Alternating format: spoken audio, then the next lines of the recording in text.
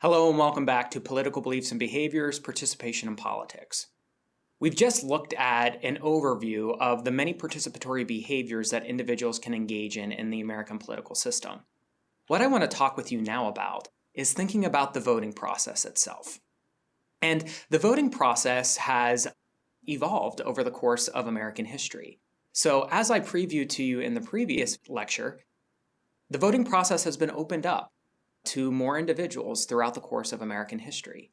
So, for example, women retained the right to vote in the late 19-teens and early 1920s, as well as the passage of the Civil Rights Acts of 1964 and the Voting Rights Act of 1965 opened up the process to African Americans, particularly in places with historic levels of discrimination against African Americans. There were particular acts that were put in place to keep African Americans from voting. For example, poll taxes, which, as it sounds, individuals had to pay money to vote. The Voting Rights Act of 1965 made sure that these types of acts that states put in place were illegal.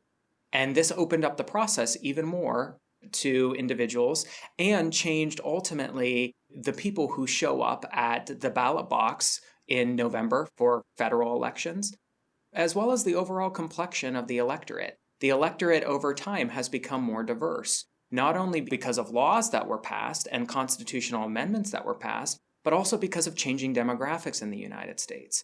So what the electorate looked like in the early 1800s bears very little resemblance to what it looked like in the early 1900s and what it looks like today in the 21st century.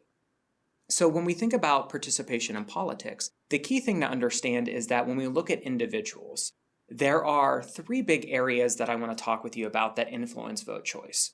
First is socialization, which, if you remember back to our discussion about political attitudes, is related to how we are brought up and raised in society by various factors. The second big influence on voting is party identification. I'll explain what that looks like. And finally, voting intention. And these form a funnel. And I want you to look at this funnel as the wider part of the funnel at the top are long-term factors, socialization, that are carried with a person throughout their lives. And as you get closer to the vote choice, as you get closer to the bottom of the funnel, these are more short-term factors that also influence whether or not we vote at election time and or who we're going to vote for, which party we're going to vote for, or which candidate we're going to vote for. So when we think about the socializing forces that ultimately act as long-term agents on political socialization to voting, these are things that we've already talked about in thinking about how political attitudes are formed. Where do we work? As well as our family, our social organizations, our religious affiliations, and our social class. What political scientists, what sociologists called socioeconomic status, or SES. These are all very important for understanding whether or not we'll vote. Not only do these factors influence our attitudes about the political system, but they will also influence how we vote and whether or not we vote. When we look, for example, at party ID, another very important factor in whether or not we vote at election time and who we vote for, party identification is one of those long-term factors that stays with us. It's our orientation towards politics and associated organizations. This matters for our ultimate vote choice. So your partisan affiliation shapes your attitudes about particular candidates, issues, and other specific election-related outcomes. I've included here information from the 2012 election and an exit poll looking at how individuals by a political party voted. And the big thing that you can see is that 92% of Democrats voted for the Democrat for president, President Barack Obama, in 2012. 93% of Republicans voted for the Republican nominee, businessman Mitt Romney, for president in 2012.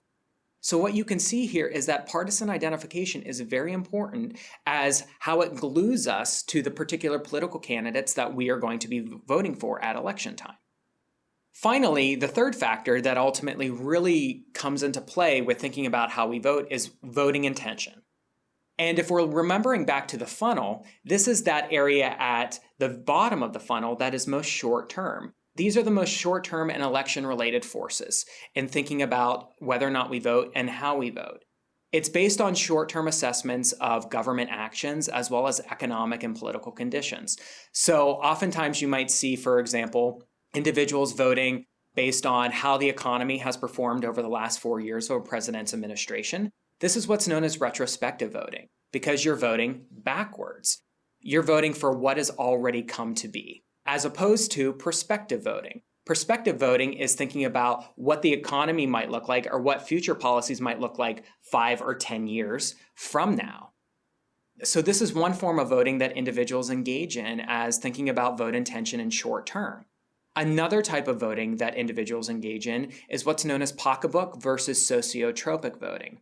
So pocketbook voting entails making an assessment of your own personal financial situation, your own personal economic situation, and then deciding how that will influence your vote.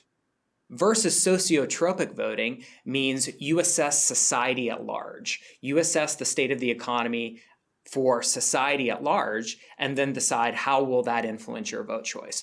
So it's the difference between asking yourself, am I better off than I was 4 years ago, versus is my neighbor better off than they were 4 years ago? That's the difference between pocketbook voting and sociotropic voting. There's also, finally, a little bit of humor here, something known as clothespin voting. And clothespin voting essentially entails voting for candidates that you might not necessarily like, but voting for them simply because they share your partisan affiliation. So you hold your nose and you go and you cast a ballot for that candidate simply because they are the lesser of two evils. This is what's known as clothespin voting. And again, these are all short-term forces that might ultimately influence whether or not we vote versus how we vote in an election. I also want to impart upon you that at this stage in the process, this voting intention stage, this short-term stage right before you get in the ballot box, media influence and communication in campaigns can have an influence. This is where political campaigns can matter. The ads that are run, the debates, the ways that candidates come off in news interviews, all of these can shape notions of candidate image as well as the important issues that are at stake.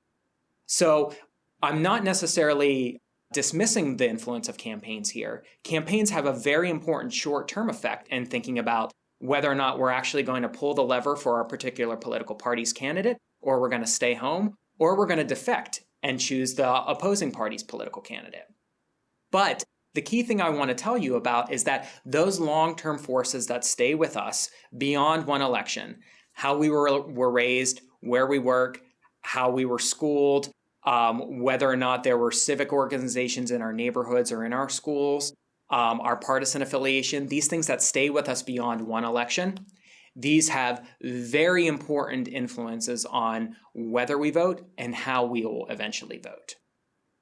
So this concludes this next section in thinking about voting behavior. In the next video, what we're going to look at is we're going to try to understand particular factors that go into whether or not individuals will actually go and participate in the political process at all. So what types of demographic factors will influence us? What types of external factors might influence us as well? So stay tuned. I look forward to seeing you in the next video.